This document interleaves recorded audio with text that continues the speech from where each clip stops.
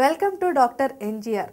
మంచినీళ్ళు ఎక్కువ తీసుకోవడం వల్ల మన ఆరోగ్యం బాగుంటుంది. ఆరోగ్యం బాగుంటే ఆనందంగా ఉంటాం. ఆనందంగా ఉంటే అందంగా ఉంటాం. మరి మంచినీళ్ళు తక్కువ తీసుకోవడం వల్ల ఎన్నో రకాల ఆరోగ్య సమస్యలు వస్తుంటాయి. అందులో ముఖ్యమైనది కిడ్నీలో రాళ్ళు. దీనివల్ల ఎన్నో రకాల నొప్పులు వస్తుంటాయి. మరి ఈ సమస్యలకు పరిష్కారం అందించడానికి మనతో ఉన్నారు డాక్టర్ నందకుమార్ గారు.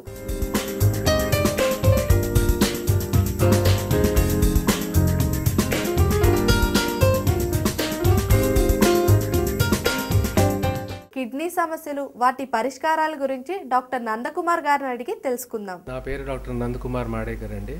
నేను ఈ హాస్పిటల్ ప్రైమ్ హాస్పిటల్లో senior consultant urologist, andrologist, kidney transplant సర్జన్గా గత 4 ఏళ్ళ నుంచి పనిచేస్తున్నాను. ఈ హాస్పిటల్ స్టార్ట్ అయిపోయినప్పటి నుంచి నేను ఇక్కడ ఇదే హాస్పిటల్లో సీనియర్ యూరాలజిస్ట్గా పనిచేస్తున్నాను. సాధారణంగా మా దగ్గర 70 నుంచి 80% వరకు కడుపులో నొప్పి ఉన్న వాళ్ళు కానీ, నడుములో నొప్పి ఉన్న వాళ్ళు కానీ పేషెంట్స్ వస్తూ ఉంటారు. ఇందులో ఈ నొప్పి వల్ల మనము పరీక్షలు చేసిన తర్వాత 70 నుంచి 80% వరకు వాళ్ళలో రాళ్ళు ఉండే అవకాశం ఉంటుందని పేషెంట్స్ వస్తుంటారు. సో మిగతా 10 నుంచి 20% వరకు మా దగ్గర పేషెంట్స్ వచ్చే వాళ్ళలో అతి మూత్ర వ్యాధి వాళ్ళు, లేదా మూత్రం ఆగిపోవటం వల్ల కిడ్నీ ఫెయిలియర్ ఉన్న వాళ్ళు వస్తూ ఉంటారు. పిల్లలు సంతానం పుట్టిన వాళ్ళు కూడా ఒక 5 to 10% పేషెంట్స్ వస్తూ ఉంటారు. దీంట్లో మేము మేల్ ఫ్యాక్టర్ ఇన్ఫర్టిలిటీ అంటే మగవాళ్ళలో పిల్లలు పుట్టకపోవడం వల్ల వాళ్ళకి పరీక్షలు చేసి వాళ్లకు సంబంధించిన కరెక్ట్గా ట్రీట్మెంట్ ఇస్తాం మేము. తర్వాత ఒక 5 to 10% మాకు వచ్చే పేషెంట్స్లో కిడ్నీ ఫెయిలియర్ ఉంటుంది. డయాబెటీసు, హైపర్ టెన్షన్ బయట పెరగడం వల్ల కిడ్నీ ఫెయిలియర్ కూడా చాలా కామన్గా వస్తూ ఉంటారు పేషెంట్స్. వీళ్ళలో డయాలిసిస్ కానీ, తర్వాత కిడ్నీ ట్రాన్స్ప్లాంటేషన్ కానీ మేము చేసి వాళ్ళకి ఇంకో లైఫ్ ఇస్తాము పేషెంట్స్కి. అతిమూత్ర వ్యాధి పేషెంట్స్లో చిన్న వయసు నుంచి పెద్ద వయసు వరకు వస్తూ ఉంటారు. అప్పుడప్పుడు ఏంటంటే పెద్దవాళ్లలో ప్రాస్టేట్ ప్రాస్టేట్ గ్రంథి అని పెరగటం వల్ల అతిమూత్ర వ్యాధి వస్తుంది. దానికి మందులు అయినా కానీ, లేదంటే ఆపరేషన్ కానీ చేసి వాళ్ళలో ఈ ప్రాబ్లమ్స్ తగ్గిస్తాము. మ్యాక్సిమం అంటే స్టోన్స్ వస్తారు మా దగ్గర. స్టోన్స్లో ఉన్న వాళ్ళలో లేజర్ కానీ, లేదంటే దానికి బ్లాస్టింగ్ చేయటం కానీ, కిడ్నీలో వెనక నుంచి చిన్న హోల్ వేసి ఆ రాళ్ళు తీయటం కానీ మెషిన్ ద్వారా, లేదు అని అంటే పీసీఎన్ఎల్ అంటాం దానికి, లేదంటే యూరిట్రోస్కోపీ అంటే యూరిన్ ప్యాసేజ్ ద్వారానే మెషిన్ ద్వారా స్టోన్ లేజర్ పెట్టి బ్లాస్ట్ చేయటము.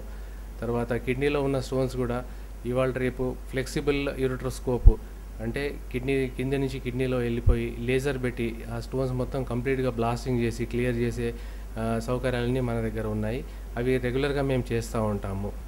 స్టోన్స్ ఎందుకు వస్తాయంటే మామూలుగా అయితే వాటర్ తక్కువ తాగడం వల్ల, లేదంటే మన దేశంలో ఎండలు ఎక్కువ ఉండడం వల్ల చెమటలు ఎక్కువ వచ్చి రాళ్ళు వస్తూ ఉంటాయి.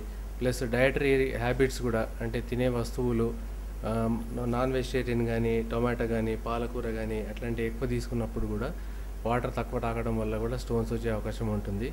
సో ఇందులో మనము వాళ్ళకి కౌన్సిల్ చేస్తాం పేషెంట్స్కి. ఆపరేషన్ చేసి రాళ్ళు తీసి డయటరీ అడ్వైజ్ ఇస్తాం, ఏమేమి తినాలా తినకూడదనే పదార్థాలు అని చెప్తూ ఉంటాం. 21 year old ఫీమేల్ పేషెంట్ కుడివైపు నొప్పితో వచ్చిందండి. స్కానింగ్ చేయిస్తే కిడ్నీలో రాయి ఉన్నట్టుగా ఏర్పడింది. సో ఈ ఎక్స్రేలు తీయించాం స్పెషల్గా. దీన్ని IVU ఎక్స్రేస్ అంటాము.